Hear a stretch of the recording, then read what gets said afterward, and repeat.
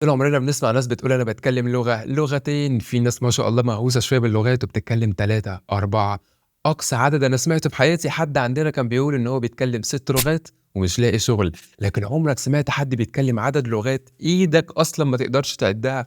20 لغة، بسم الله ما شاء الله، 20 لغة. أيوه أنا كنت زيك في البداية كده باقول لا، لا، لأ، أكيد في حاجة غلط، يا عم الراجل ده أنا لو كلمته أصلًا بالعربي ممكن يرد عليّا بالفارسي، أكيد الأسلاك داخلة في بعضها عنده. طلع مش أنا لوحدي اللي كنت باظن فيه كده، ناس كمان كتير على اليوتيوب كانت بتظن كده وقالت له لأ تعالَ بقى إحنا نختبرك ونكلمك باللغات اللي إحنا نعرفها، نشوف هتعمل إيه. والغريب إنه ما شاء الله كان بيسد. 日本に9年間住んでたんですよ. Moi, je parle enfin 20 langues, dont le japonais, le français et autres. Hein.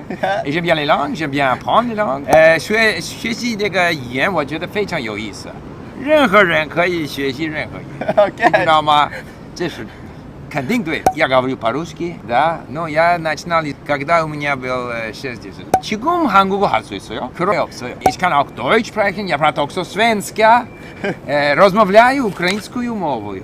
Okay. Ukrainian. يتحدث اللغة العربية. من يكم بس أحلى حاجة بقى في كل اللقاءات دي لمّا جه يتكلم على العربي، جه عند العربي يقول لك العربي خط أحمر، صعب. ما شاء الله والله حاجة تحسسك كده بالفخر والاعتزاز بهويتك العربية إن أنت بتتكلم عربي. اللغة العربية صعبة. صعبة جدًا. نعم. صعبة. قول يا ستموني قول. عشان هيك أو عشان كده، عشان هيك شامية، عشان كده. لهجة مصرية. يوجد لهجة كثيرة، لهجة شامية، مصرية، خليجية، فصحى. نعم. لا لذلك عشان هيك عشان كده لذلك نعم. صعبة.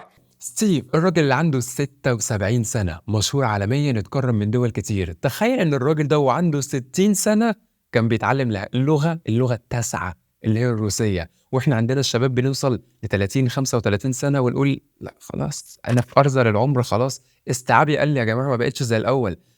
60 سنة اللغة التاسعة بيتعلمها، ما بالك بقى في ال 16 سنة الأخيرة من حياته اتعلم 11 لغة كمان. لأ الموضوع غريب. فالراجل ده وصلني لمرحلة لا لا أنا مش هسيبك. اتفرجت له يا شباب على 60 فيديو كاملين علشان أفهم إيه الفلسفة والثقافة اللي توصله للمرحلة دي في اللغات. عشان كده حلقة النهاردة دسمة جدا. ما تنساش تتابعني على قناتي التانية إنجليزي شوارع من الأفلام، عملنا فيها 4 حلقات. ومعاكم إسلام AKA سامك في حلقة جديدة من الشوارع. Let's get started. العم ستيف هنا قال لك حاجة خطيرة جدا. أنا شايف كل الناس بتركز على القواعد رغم إن في حاجة أهم 100 مرة من القواعد، إنك تحط كلمة ما بتجيش مع التانية أصلا. وهي دي مشكلة كل الناس اللي بيتكلموا إنجليزي. يعني مثلا بدل ما أقول امسك الكوباية أقول اقفش الكوباية، اقبض على الكوباية. ما هي نفس المعاني بس عمرها ما بتيجي مع بعض. هي دي الفكرة. طب ما تيجي هنا بقى نشوف قد إيه الناس متقنة للجزئية دي في الإنجليزي. لو عايز أقول اتخذ قرار، يا ترى هاقولها إزاي؟ إيه اللي بييجي مع كلمة قرار ودايمًا تسمعه؟ Make a decision, sir. Make a decision, sir. Make a decision, sir. Make a decision, sir. طب لو عايز أقول ممكن أعمل لك قهوة، أعمل قهوة، يا ترى الاتنين مع بعض بييجوا إزاي؟ Are you making coffee? Are you making coffee? Are you making coffee? Are you making coffee? بكل بساطة يا صديقي ما تفكرش، ما هو كلمة make بتيجي كتير جدًا في الحياة مع الوجبات والأكلات والمشروبات، يبقى على طول أنا هنا بقى مش في مدرسة، هنا حياة عملية، فاديني حبة دلع. Let's make a cake. Let's make a cake. I'm making dinner. I'm making dinner. I'm making dinner. I want soup. Then make soup. I want soup. Then make soup. I want soup. Then make soup. Also, she's making dessert. Also, she's making dessert. Also, she's making dessert. ده حتى في صفات عسل كده بتسمع بعدها أسماء زي روني كولمان لما كان بيمسك الوزن وبيصرخ في ودننا ويقول light weight. زي واحد بيشرب كحول على كحول دارك كحول على خفيف، سجاير على خفيف، أو حتى زي الراجل ده بيقول إن نومه خفيف. No, I'm a light sleeper. No, I'm a light sleeper. No, I'm a light sleeper. No, I'm a light sleeper. I'm a heavy sleeper, you know that. I'm a heavy sleeper, you know that. I'm a heavy sleeper, you know that.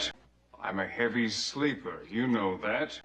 I'm a heavy sleeper, you know that. I was a very light drinker in my 20s. I was a very light drinker in my 20s. I was a very light drinker in my 20s. العم ستيف برضه هنا مستغرب مننا جدا، بيقول لنا هو انتوا ازاي بتتعلموا لغه وبتراجعوا جمل؟ يا جماعه انا ما براجعش الجمل اللي بحفظها. الراجل بيعمل حاجه لذيذه قوي، بيقول وهو بيفتح الافلام المصريه بيلاقي الجمله بتتكرر 3 4 5 6 7 8 9 مرات، لزقت هنا ما بيروحش راجع عليها. وعلى فكره كلامه واقع جدا، ما انت دلوقتي لو فكرت تفتح اي مسلسل او فيلم امريكي هتلاقيهم بيقولوا لا تلوم نفسك، في صيغتين 3 مش هتلاقي اكتر منهم في الحاله العمليه. Don't beat yourself up. Don't beat yourself up. Don't beat yourself up. Don't beat yourself up. Hey, don't blame yourself. Hey, don't blame yourself. Hey, don't blame yourself. Hey, don't blame yourself. Booth, don't be too hard on yourself. Booth, don't be too hard on yourself. Booth, don't be too hard on yourself. Booth, don't be too hard on yourself. وبالتالي عمو ستيف هنا لما عمل الفيديو ده وجاب 3 مليون كان ملخصه كله انا يا جماعه ما براجعش جمل، انا بسمع. من كتر ما بسمع الكلام عمال يتكرر في ودني من الافلام والمسلسلات، وبالتالي الجمله حفظتها وعرفت بقى معناها ايه. عايزين دليل ملموس اكتر؟ البنات دلوقتي اللي بتتفرج عليا ومدمنين مسلسلات او افلام تركيه، تلاقيكم بتقعدوا كده تكرروا جمل بالتركي ورا الممثلين وانتوا رايحين جايين كده في البيت بتكرروا نفس الجمل دي. ليه؟ جت منين؟ استماع كتير قوي قوي قوي قوي. وعشان كده كانوا بيقولوا لنا واحنا صغيرين التكرار بيعلم الشطار. Don't beat yourself up, hon. Don't beat yourself up. Don't beat yourself up. Don't beat yourself up. وانت ماشي مع صاحبك في الشارع مش ملاحظ حاجه؟ انت لفت انتباهك محل البيتزا اللي لسه فتح جديد على اول الشارع بتاعكم. صاحبك بقى بص عربيه المرسيدس اللي هتعدي من جنبنا دي ما شاء الله شكلها فخم قوي. شفت هنا كل واحد عينيه بتقع على اللي بيركز فيه في الحياه. لو فكرت تجيب عربيه هتلاقي نفسك طول ما انت ماشي في الشارع شايف الماركه اللي نفسك تشتريها قدام عينيك. هو ده بالظبط اللي قاله العم ستيف، اللي اهتماماتي يا شباب مختلفه. ازاي نظام تعليم معتمد دوليا وتحدد لي ايه المهم فيه على مزاجك انت مش على مزاجي انا؟ ازاي يكون في درس فيه جميع الالوان بالانجليزي وانا اصلا بالعربي معرفش غير ان كل الدرجات دي اسمها ازرق فاتح وازرق غامق؟ حط لي بس في نظام التعليم اهم كام لون مهمين، احمر اخضر ابيض اسود ازرق. سيبني انا بقى لما اكبر احدد ان اللون الفحلقي والبحلقي والازرق والسماوي ده مين المهم فيهم بناء على اهتماماتي انا. انا هادهن الحائط عندي باللون ده، هحفظ اسمه عشان انا بحبه. Got a gorgeous baby blue which got a gorgeous baby blue which got a gorgeous baby blue which green, or this sky blue color right here. This sky blue color right here. This sky blue color right here. This sky blue color right here. فالعم ستيف هنا قال لك انا عمري ما اتعلمت لغه بالنظام التعليمي المعتمد فيها، كنت دايما على مزاجي اشوف ايه المجال اللي بحبه، السفر، اروح اتفرج على فيديوهات كتير جدا على اليوتيوب عن السفر، وبالتالي خد كميه جمل مهوله في الحياه اليوميه. وفي نفس الوقت الراجل مكمل في شغفه، دمج شغفه بالانجليزي، وكأن ده طرف الخيط اللي هيغمرك جوه اللغه عشان تفضل طول الوقت متحمس. I'm a man of my word! I'm a man of my word! I'm a man of my word. I'm a man of my word. I'm a man of my word. I'm a man of my word. I'm a man of my word. I'm a man of my word. I'm a man of my word. I'm a man of my word. Rules don't matter in language learning. At least not the rules that are taught at school. العم ستيف هنا قال انا كنت كل ما اروح اتعلم لغه وادرس القواعد اللي فيها للاسف افشل، لحد ما جه في يوم وقرأ دراسه موجوده في كتاب بتقول ان الاطفال في امريكا من كتر ما بيشوفوا الناس الكبار بيحطوا لأي حاجة في الماضي بيحط لها ED. الأطفال تلقائيا بقوا يحطوا ED لكل الأفعال حتى اللي ما بتاخدش ED. فبما إن ask بقت asked، play played، يبقى أكيد go going.